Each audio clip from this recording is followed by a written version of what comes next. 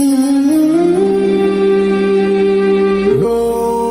TV.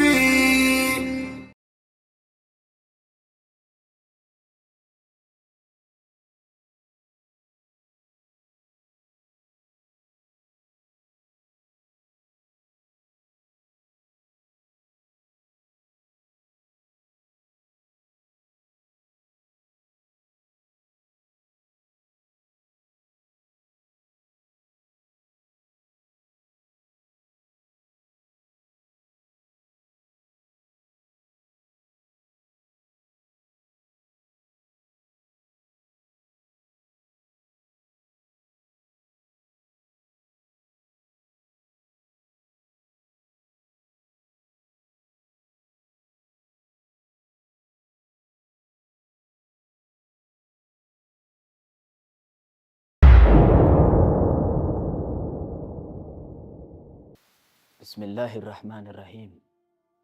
الحمد لله رب العالمين، والصلاة والسلام على المبعوث رحمة للعالمين، نبينا وحبيبنا وقرة أعيننا، عليه أفضل الصلاة وأتم التسليم.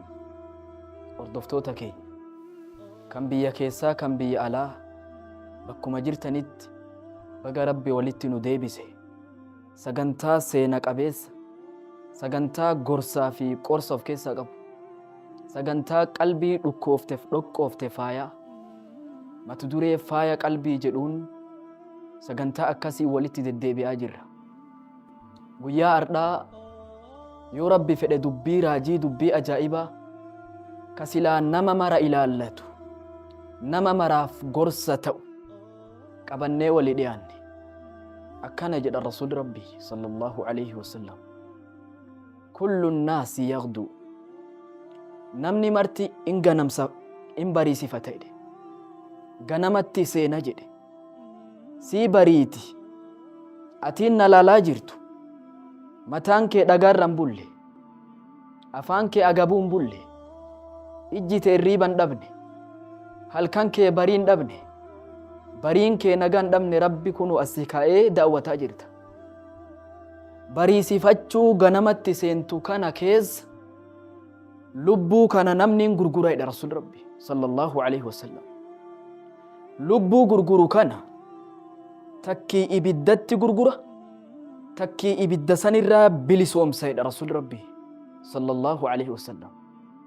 Lubbuu teennatan adada guyyaatiin adada silaa aduun baatee lixuun umrii rabbi nuu kaa'e gaafa garaa haadhaa jirru chaappaan nuu dhayame, paaspoortiin nuu dhayame sun muramaa kutamaa jira. Maaliif jennaan nuti gaafa garaa haadhaa irraa baan irraa eegalee akka xiyya eboo keessaa darbameeti. Aga umrii kan keessii dhahame san xiyyi sun deema. Gaafa chaappaan xumuraa sun gahe xiyyi si waraanu sun du'a. Xumura waan ilma namaa mudatu, ilma namaa kufisu, ilma namaa duyda isaa cabsu guddaan du'a tana. Almawtu nihaayatun min hayaati insaan. Goolabbiin xumuraa jiruu ilma namaa ka goolabu du'a. Almawtu مفارقة الروح من الجسد. روح تنقام ديستي براديمو تدو أجدما نتمرتي دو أمبينا لكن قبي تكي قياسا نيف قباء تدبمي إبلو إن أول إبلو تدوين دقين فلم تعتبروا من إران غرفة منو إران قيبان غر ربي نو يادة تشيفني غر ربي نو مبيسفني. علمني توكو وقا دبا أفريف شنتمت دلتي وقا شنتمي شن دنيا الرجراتي. مكاني سا أبو حامد الغزالي، إمام غزالي رحمة الله عليه. جدير بمن الموت مسرعه والقبر مقره والتراب مضجعه والقيامة موعده والنار أو الجنة نورده والدود أنيسه ألا يكون فكره إلا في الموت والاستعداد لأجله. درك أما جد إمام غزالي نمني دوتي كفننا ساتاتي، نمني بيين بكا إني تيسو تاتي، نمني قبرين بكا إني اترقعو تاتي، نمني نكيري في منكر إسا تيسسني غافي إسا غافتن تئي، بيلمني قيامات تئي، يو ربي ملكي مري جنة، يو ربي سلبنا مري عذابه، والدود أنيسو كإسا بوهر سو أمورا مو في رير مجده. الروان هدون بوهر، الروان هدون قمن، ماتي قمن، إجولي قمن، منا قمن، مكينا قمن، itti boharaa jirra. Guyyaa tokko ammoo raammoo fi rirmatu qaama keenna itti boharuuf ta'a. Guyyaa guddaa san namni ofirratti beeku allaa yakuuna fikrahu illaa fil mawt.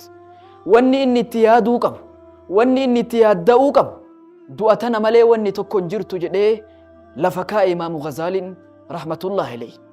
Duuti tun kafaa bil mawti mawcidaa, qalbii gorfamuu barbaadduuf, qalbii chaarjii fixattee rabbi irraa fagaatteef wanni rabbitti deebisu guddaan du'a tana.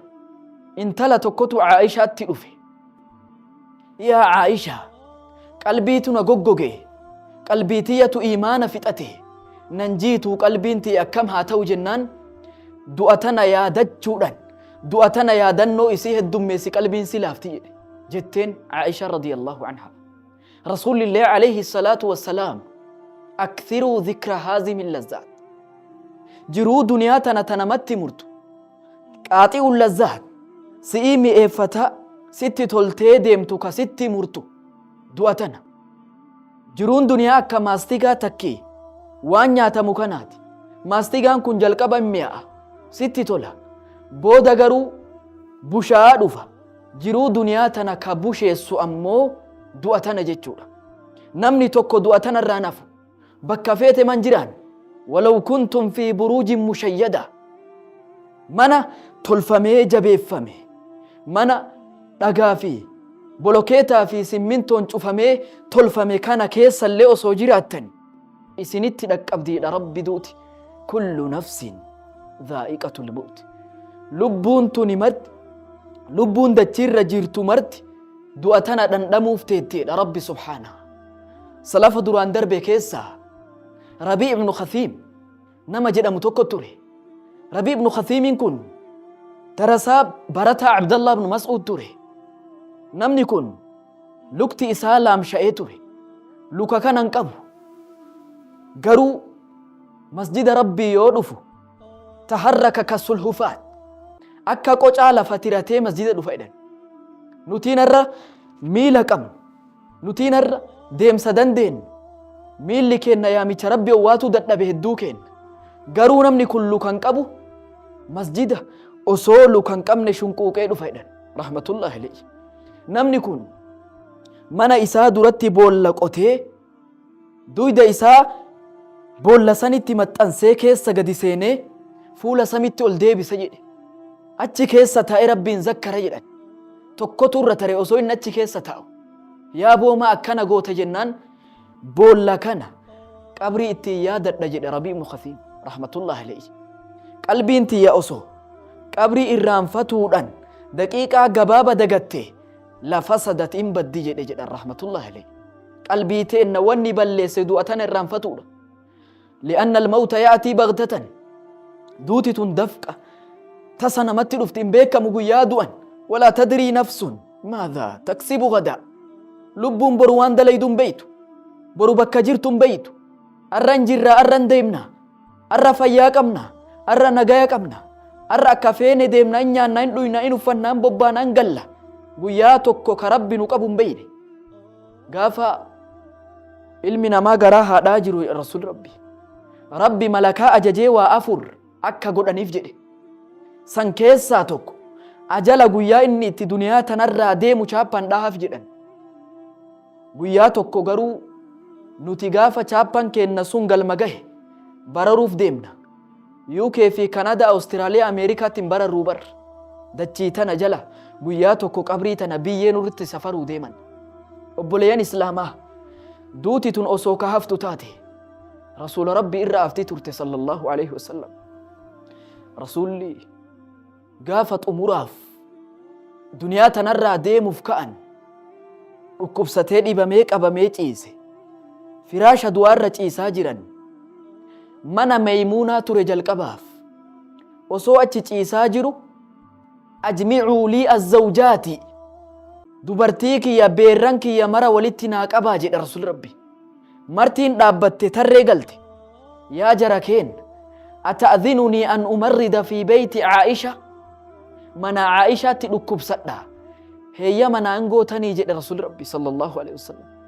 na'dhanu laka yaa rasuulallah eeyyama sii goona ka'i jedhaniin kahuudhaaf lafa qabate famastaxaa'an dandeenye min shiddati maradi kubatutti jabaate dhibdeetutti jabaate booda Fadl ibnu Abbaasii fi Ali ibnu Abi Xaalib bitaa mirga qabatanii mana Aa'ishaa fidan.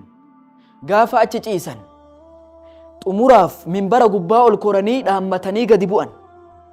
Osoo achi ciisaa jiranu Faaximaan itti ol seente intalti rasuula rabbi. Ol seennan in bootte imimmaan gannatte. Rasuulli dur yoo Faaximaan itti ol seentu qaama laha isii ol kahee Faaximatun bad'atun minni. Faaximaan humna narraa taate yu'dhiinii maa adhaaha wanni Faaximaa rakkisu na rakkisa Faaximaa narraan tuqinaa jechaa ture rasuul rabbi sallallahu alaihi wasallam. Arra garuu dhukkubni waan itti jabaateef itti ol ka'uu hin dandeenye. Faaximaan imimmaan gannattee bootte yaa Faaximaa udnu minni natti as kalaawi koottu jedhee rasuul rabbi itti kalooyte gurratti waa asaase yeroo kana achi siixee aga dura boottu caalaa imimmaan gannattee bootte ammallee koottu as siiqi jedhee rasuul rabbi ammallee gurratti asaase achi siixee kofaltee jedhan. Erga rasuulli duniyaa tanarraa deeme dubbii tanan gaafatan yaa Faaximaa jalqabaaf hin kofalte jalqabaaf hin bootte lammaffoon kofalte maali dubbiin tun jennaan rasuulli rabbii jalqaba akka du'uu deeman du'a ufii natti himnaan imimmaan gannaqee boohe jette. Lammaffo ammoo maatii kiyya keessaa namni ergaan duniyaarraa deeme natti aanee du'u siinaan jennaan gammadee kolfe jette Faaximaan. Boodarra Aa'ishaa qofatu manatti hafe. Fanaama alaa sadri zawjatihi qoma Aa'ishaa gubbaa ciise rasuul rabbi sallallahu alaihi wasallam. Harka ol qabanii Allahumma alhiqnii bilmala'i al'aala yaa rabbi bal irrafiiqi al'aalaa bakka sanitti na dhaqqabsiisi jedhe. Inni kadhatee osoo jiru fathaqula ra'su nabiyyi alaa sadrii jette Aa'ishaan. Mataan nabi Muhammad qoma kiyya irratti ulfaate jette. Akka rasuulli du'an beekee rasuula ofirraa achi siisee barrii gama dhiiratti nama geessu ulaa akkana ol qabee girdoo ol qabee ummata masjida guutee jiru kanatti lallabe jette Aa'ishaan. Maata rasuulullah rasuulli rabbii du'anii jiran jette Aa'ishaan. Isiin haganuma qofa jette. Yeroo kana Ali ibn Abi Xaalib osoo dhaabbatu gattaa'ee ofirra jedhan socho'uu hin dandeenye jedhan. Umar ibn al-Khattaab akhraja sayfa sayfii isaa ol qabe faqaala man qaala anna Muhammadan qad maat qaxa'tu ra'sahu namni nabi Muhammaditu du'e jedhu natti asaabahu jedhe Umar. Mormarraa darba jedhe Umar ibn al-Khattaab radiyallahu anhu uf wallaalee inna rasuulallah lam yamut bal dhahaba liliqaa'i rabbihi wa sayacuud. Rasuulli rabbiin duune rabbiin wal ga'uu deemen deebi'a jecha abdii qaba jedhe. Garuu boodarra Abi Bakri minbara gubbaa ol koree man kaana ya'budu Muhammadan fa inna Muhammadan qad maat wa man kaana ya'budu Allah fa inna Allah hayyun laa yamuut. Namni nabi Muhammadiin gabbaru jedhu rasuulli rabbii du'anii jiran jedhe. Namni rabbiin gabbaru ammoo rabbi jiraataa zalaalam kan duune jedhe jedhan Abi Bakri. Duuti ka nabi Muhammad irraa nafin sirraa naftu du'a tanaaf qophaa'e. Salmaanul Faarisiin dubbii tokkoon na ajaa'ibsiisa jedhe. Nama tokko ka duniyaa barbaadu ka ajalli isa barbaadutu na ajaa'ibsiisa jedhe. Nuti arra duniyaa barbaanna ajalatu nu barbaada du'atu nu barbaada jira. Nuti qabrii irraanfanne ملك الموت نيران فني نما توكو كأوسو لبون جرو مسجدا دفنه كغافا إني دوئه باتني مسجدا فدن مكا إسلاما سنتنا أجاب سيسجد انت لغافا لبون جرتو قاما سترني كغافا إسين دوته إسي سترنتنا أجاب سيسجد جدن سلمان الفارس رضي الله عنه وأرضاه كنافو بولين إسلاما قلبين تين يو قد يو ديبمت يو ديبوت إيمان تقوى بربانن دعاء يا هايادنو قلبي تينا قبري هايادنو إسنين جدا غرسي كينا الراف هاقو ددي بسي ربي ولينو هاقو والسلام عليكم ورحمة الله وبركاته نورتين نورتين نورتين ربي النفايك النسا خدناني miidiyaa gama hundaan sammuu hawaasa isaa beekumsa diiniitiin gabbisu miidiyaa fedhiif hawwii hawaasaa gadi fageenyaan hubatee odeeffannoo diiniif hawaasummaa dhalootaaf dhiyeessu miidiyaa walitti dhufeenya diiniif hawaasa islaamaa daran jabeessu miidiyaa godaaf guduunfaa doofummaa kaleessaa keessaa nu baasee beekumsaan nu jabeessu irratti xiyyeeffate kana 65 duwwaa 4 irratti okee jechuudhaan erginee qarshii tokko qofaan miidiyaa nuuf cinaa dhaabna.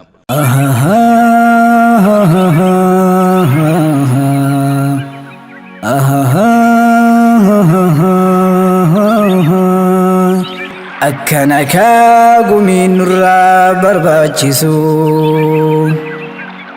aalimootaaf daa'iwwaniin nu boonsisu warra ufiif jooree dhaloota faa buusu motora khayriiti ifaa diin qabsiisu